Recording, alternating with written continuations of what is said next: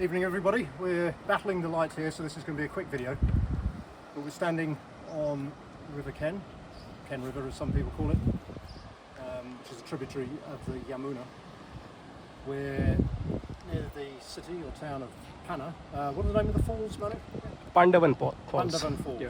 Okay, so this is a major waterfall on the Ken River. The waterfalls are off in the distance, hidden behind an island of rock there. You might get a sense of the white water. You can probably hear the turbulent water. We're standing on the edge of the gorge.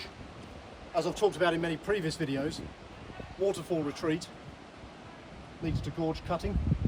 So we've got a gorge which, I don't know, stretches probably for several kilometres downstream. And the waterfalls have retreated through this ancient sandstone bedrock, and they're presently at the point just downstream of the road bridge in the background there.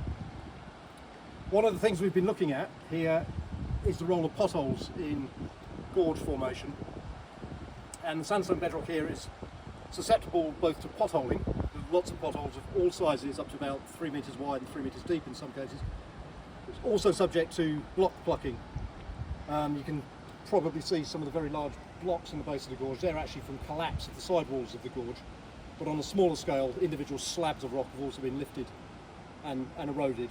And together, the potholing and the block plucking, hydraulic plucking, and in some cases the collapse of massive blocks on the side of the gorge leads to the gorge retreat, deepening and widening. So yeah, we've just spent the last couple of hours measuring up a range of potholes of different sizes, and we need to plot them, look at the relationship between the width and the depth of potholes. But the basic idea is small potholes grow into bigger potholes, and bigger potholes merge with other potholes, and in some cases this can lead to cutting through the rock. Mini gorges form, and those gorges widen over time through the other processes that I've just described. But we'll leave it there because we're keen to get on the road and head to Panna for our accommodation tonight.